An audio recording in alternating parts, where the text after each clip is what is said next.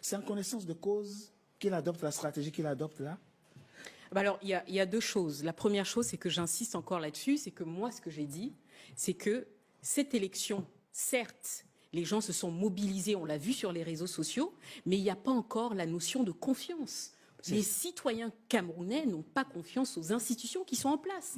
Et ça, on n'a pas réglé ça. Ce n'est pas normal qu'effectivement, aujourd'hui, les uns et les autres se disent, écoute, nous, ce qu'on va faire, c'est qu'on va faire une photo du PV où on a voté pour le discuter et on garde ça comme preuve. C'est qu'il y a déjà un environnement qui n'est pas un environnement de confiance.